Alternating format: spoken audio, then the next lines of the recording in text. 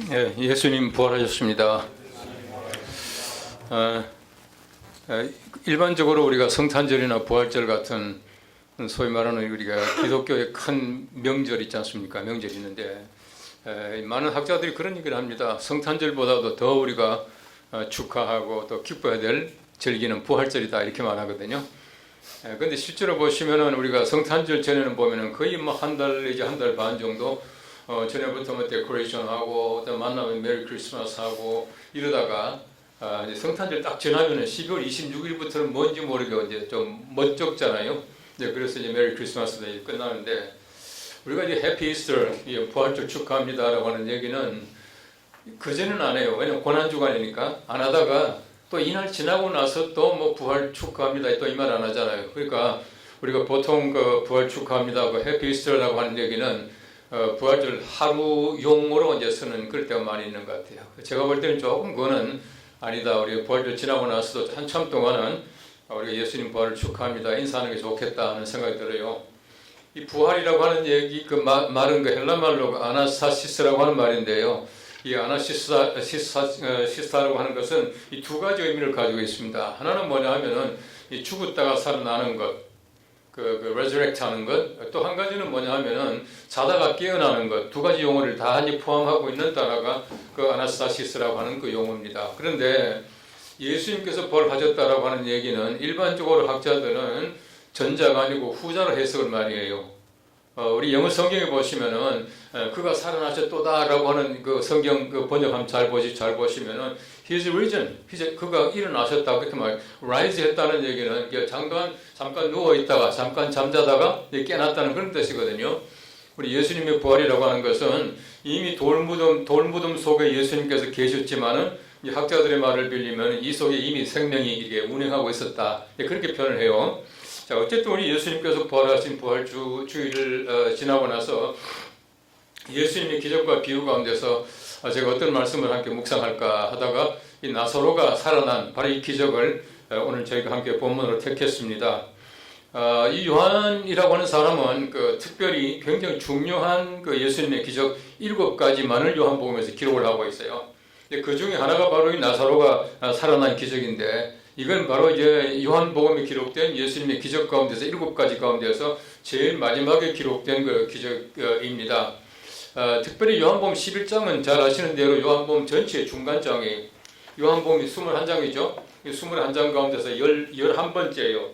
11번째에 이 나사로의 살아난 이 기적에 예수님께서 전하기를 원하셨던 그 핵심이 뭐냐라고 하는 것은 바로 믿음이에요. 학자들은 그런 얘기를 합니다.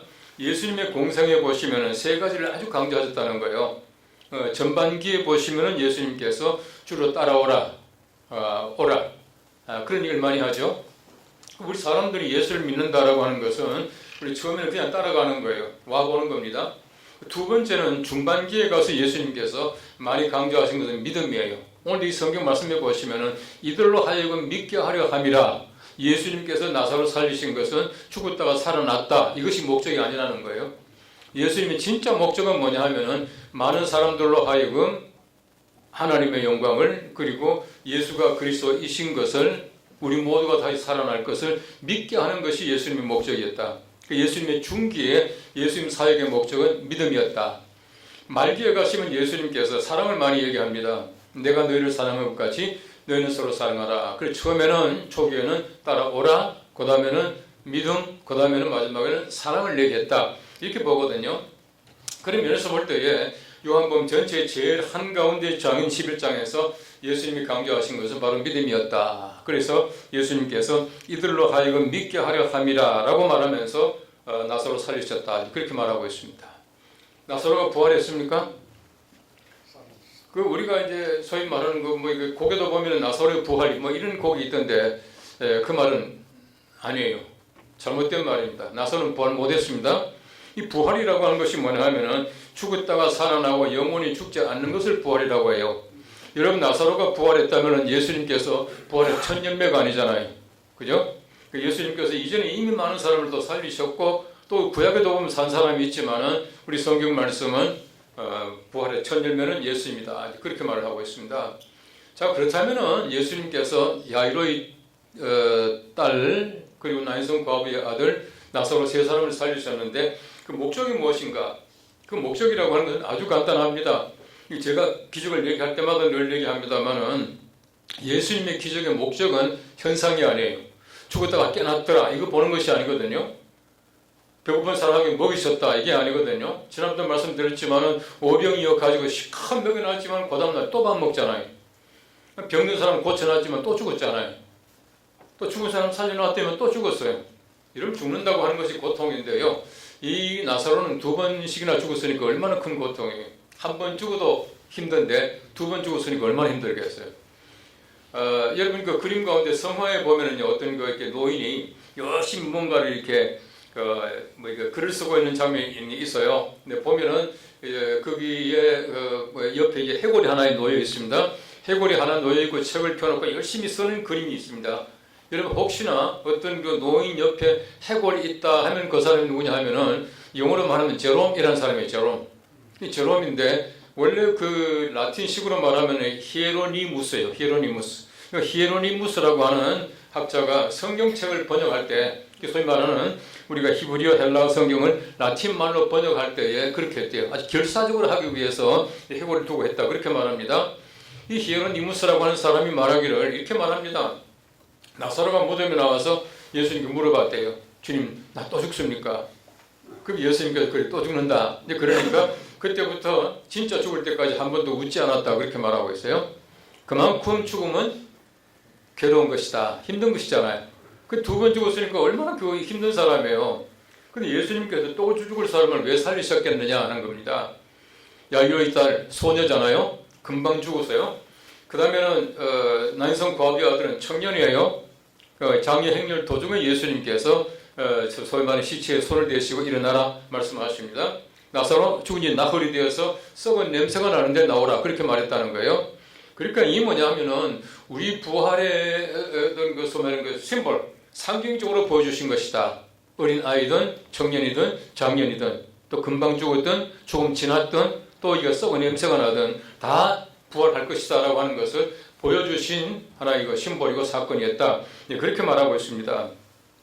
오늘 성경 말씀에서 우리가 좀 유추해서 우리 어떤 삶 속에서 한번 보십시오. 저는 이 성경 말씀을 볼 때에 좀 이렇게 꼼꼼히 한자 좀 보는 그 뭐 습관 또 그런 어떤 나름대로 된 학습법이 있어요.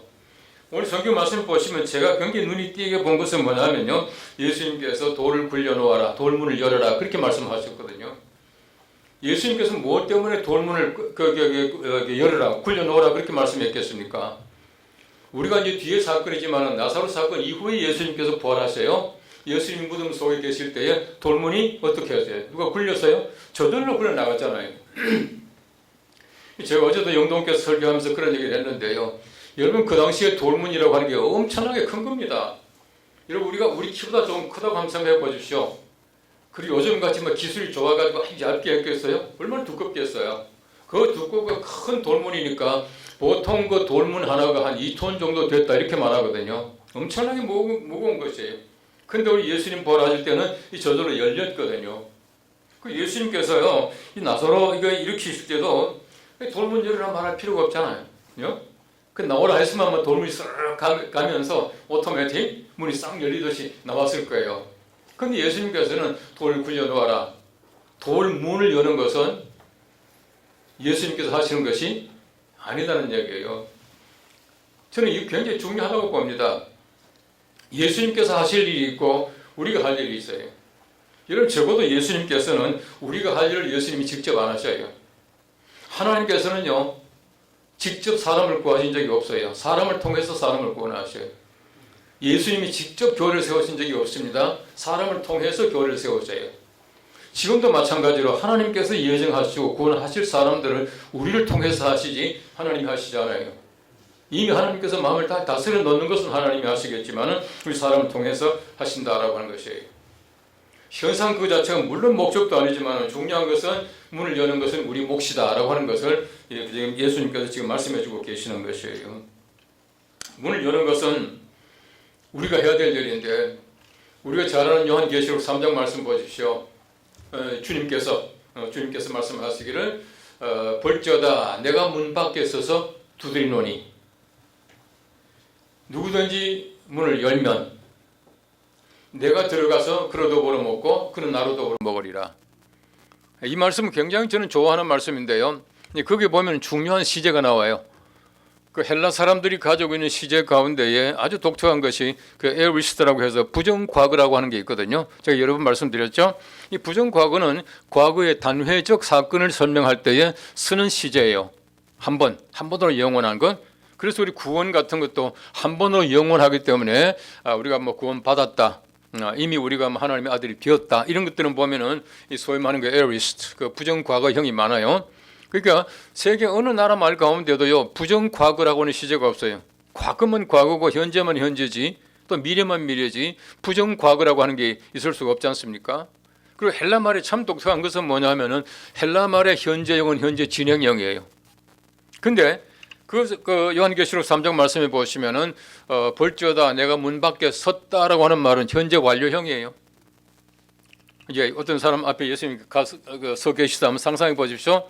그럼 예수님이 딱 서가지고는 그 다음에 이미 완료되었어요. 이제 안 움직이는 거예요. 돌아서지 않는 거예요. 언제까지요? 문 열 때까지 안 가신다는 얘기거든요. 그 다음에 누구든지 문을 열면 이 연다는 그 단어가 바로 이 부정과거형입니다. 문을 몇 번 열어요? 한 번만 열면 된다는 거예요. 한 번 열게 되면은 내가 들어가서 그로 더불어 먹고 그는 나로 더불어 먹으리라. 거기서 우리가 소위 말하는 천국 잔치가 벼슬된다. 이렇게 말하고 있거든요. 예수님은 그냥 끝까지 기다리셔요. 현재 완료형이요. 절대 안 움직이셔. 절대 돌아가시잖아요. 그 다음에 문 열 때까지 기다리다가 내가 문을 열게 되면 내 속에 들어와서 먹고 마시는 것은 주님과 나의 함께하는 잔치가 된다. 이렇게 말을 하고 있거든요. 예수님께서 원하시는 것은 지금도 우리가 문을 열기를 바라고 계셔요. 문을 열기를 바라고 계셔요. 이런 문 연다라고 하는 게 쉬운 겁니까? 얼마나 어려운지 몰라요. 우리가 어떤 면에서 볼 때 모태 신앙으로 이 땅에 태어날 때부터 나도 모르게 어떤 그 감동이 되어서 문을 열었다라고 하는 것은요 진짜 하나님께 감사할 일이죠. 이거 많은 분들이 그렇고요. 저도 마찬가지입니다만은요. 저는 제가 문 열었다는 생각이 안 들어요. 그냥 열려 있더라고. 예? 제가 태어나서 보니까 우리 아버지가 이미 목사님이었고요. 그러니까 지난번도 말씀드렸지만 한 번도 내가 예수 안 믿어보겠다, 교회 안 나가겠다라고 생각해 본 적이 없으니까 얼마나 감사합니까? 문이 열려 있더라고. 근데 알고 보면 그것이 사실은 보면은 하나님께서 은혜 주셔서 내가 열었던 거예요. 내가 이미 열었던 거예요. 자, 근데 보십시오. 우리가 문을 연다는 게 절대 쉬운 것이 아니거든요. 얼마나 수많은 사람들에게 가서 예수님께서 두드리고 계시는데요. 예수님이 한 번 쉽게 말하면 찜한 사람은 절대로 돌아가지 않고 계속 두드리는 거야. 말씀드렸죠? 현재 진행형. 언제까지? 열릴 때까지. 열게 되면 끝나는 건데 그 여는 것이 그렇게 어렵다는 겁니다. 가끔 이 텔레비전 보면은 또 엉뚱한 영상 이런 거 소개하는 거 있지 않습니까? 보니까 한 번은요, 제목이 뭐든가, 하여튼 엉뚱한 도둑, 어리석은 도둑, 이런 제목이었어요. 하여튼 제목이 재미있었는데요. 그 도둑이 들어와서 막 뭘 훔쳐요. 훔치는 나가는데요. 나가려고 문이 안 열리는 거예요. 아무리 열어도 안 열리는 거예요. 그러니까 이미 경찰에 연락이 되고 이러는데 아무리 열어도 안 열리는 거예요. 결국은요 가처가 잡혔어요. 막 열심히 문데 안 열리는데 알고 보니까 이게요 이 소위 말하는 거 슬라이딩 도어 이게 옆으로 가는 거예요. 옆으로 열어야 되는데 미니까 그거 열립니까? 결국은 말이죠 밀다가 안 되니까 잡혔더라고. 그러니까 어리석은 도둑 제목이 그렇더라고요. 이런 보십시오. 사람들이요 문을 갖다가 이게 슬라이딩 해야지 열리는지 아니면 이게 우리 소위 말하는 이게 미리 열리는지 이걸 모르고 있는 사람들이 얼마나 많은지 몰라요. 밀어야 열리는 문은요 아무리 옆으로 또 이렇게 슬라이딩 해도 안 열리잖아, 그죠? 이 슬라이딩 도어를 아무리 밀어도 안 열려요. 어떤 면에서 볼 때 우리가 문을 여는 것은 하나님의 은혜고요. 또 우리가 문을 여는 방법을 안다라고 하는 것이 하나님께서 우리에게 주신 지혜라고 하는 것이. 우리가 이제 이솝 우화가 잘 압니다만은요. 어떤 사람이 아주 큰 외투를 입고 있잖아요. 그 사람 외투 벗기는 방법 있죠? 네. 어떻게 합니까? 바람이 아무리 불어도 오히려 더 꽁꽁 싸매고 안 여는 거야. 그다가 햇빛이라고 하는 것은요 전혀 이렇게 바람같이 그렇게 강해 보이잖아요.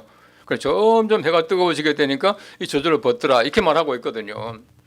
우리가 어떤 면에서 볼 때는요 우리가 문을 열어주게 하는 그 문을 열어주게 하는 동기를 부여하는 것이 얼마나 중요한지 몰라요. 사람들에게 문을 열어야 그게 생명이 있어요. 어떤 분이 말하기를요. 지금 예를 들어서 우리가 이게 나사로가 갇힌 무덤이 돌이 이렇게 있잖아요. 그 돌문 안과 돌문 밖은 사망과 생명의 차이 아닙니까? 그 속에는 생명이 있어요. 그 돌문을 열게 되면은 생명이 있는데 생명이 지금 참 이게 꼽히고 있는데 그렇지 못하고 사람들이 그 속에 갇혀서 죽음 가운데 있다는 거예요. 어떻게 하면 되느냐? 돌문을 열어주면 된다는 거예요. 문을 열어줘야 사망에서부터 생명으로 또 새로운 어떤 소위 말하는 생명의 맛을 볼 수가 있다라고 하는 것입니다.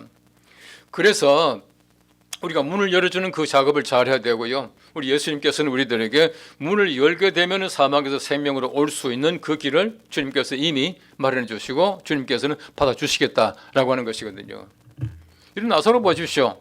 돌문을 얼마든지 예수님께서는 그냥 나오라 했으면 돌문도 열리고 나사로 나왔을 거예요. 그런데 예수님께서는 돌문 열 때까지 기다리시거든. 돌문 열으라고 말씀하시거든. 왜 그렇게 합니까? 돌문 여는 것은 너희들의 몫이라는 거예요. 우리가 마찬가지예요. 우리가 돌문을 열 때 사망에서 생명으로 우리가 건너올 수가 있게 되는데 돌문을 열지 못함으로 말미암아 사망 속에 갇혀 있는 사람들이 얼마든지 많이 있을 수가 있어요. 하나님께서 우리에게 원하신 게 무엇이겠는가? 이 부활주의를 맞이하면서 우리가 예수님께서도 문이 열리고 예수님께서 문에서 돌무덤에서 나오심으로 말미암아 이것이 부활이다. 그렇게 말하고 있지 않습니까? 우리 부활주의를 지나면서 다시 한번 우리 마음속에 생각해 보십시오. 어떻게 하면 문이 열리겠는가요? 우리가 다른 사람에게 해줄 수 있는 것은 스스로 문 열 수 있도록 만들어주는 모티베이팅, 동기를 부여주는 것이 동기를 부여주는 억지로 열지 못합니다. 말씀드렸잖아요. 이 슬라이딩 도어를 갖다 억지로 밀어도 안 열려요. 억지로 미는 것이 아니라 스스로 옷을 벗게 만들고 스스로 문을 열게 만드는 그 작업이 우리가 해야 될 그 작업이다라고 하는 것이. 우리 방송을 통해서 많은 사람들을 억지로 예수 믿게 할 수 있습니까? 억지는 안 돼요. 방송을 보는 모든 사람들이 스스로 문을 열 수 있도록 또 스스로 말이죠. 그 따뜻한 그 주님의 햇볕 가운데서 스스로 정말 그 두꺼운 죄의 옷을 벗어버릴 수 있도록 만들어주는 것이 우리 역할이라 생각이 되어져요. 우리가 부활주의를 맞이하면서 다시 한번 우리가 하나님의 은혜 가운데서 일을 잘 감당할 수 있게 되기를 바라고 억지로 열지 말아야 할, 억지로 열지 못할, 억지로 안 되는 그런 문들이 얼마든지 많이 있어요. 이런 지하철 문 같은 데 가면 억지로 열지 마세요. 뭐 이런 거 적어 놓잖아요. 이게 뭐 엘리베이터도 마찬가지죠. 문을 막 억지로 열지 말라고. 억지로는 안 돼요. 열릴 때까지 기다릴 수가 있고요. 또 한 가지는 뭐냐 하면은 우리가 여는 법을 가르쳐 주는 것이에요. 하나님께서 우리에게 귀한 은혜를 베풀어 주셨는데 우리가 이 일을 잘 감당해서 우리가 텔레비전, 우리 방송을 통해서 전파를 통해서 방송 보는 모든 사람들이 스스로 자기의 문을 열고 사망에서 생명으로 건너올 수 있는, 뛰어나올 수 있는 그 귀한 동기를 보여주는 것이 우리의 사명이라 생각이 되어집니다. 매일매일 우리가 하는 귀한 일을 통해서 많은 사람들의 돌문을 열어주고 사망에서 생명으로 건지는 귀한 역할을 잘 감당하는 우리 모두가 될 수 있기를 간절히 바랍니다.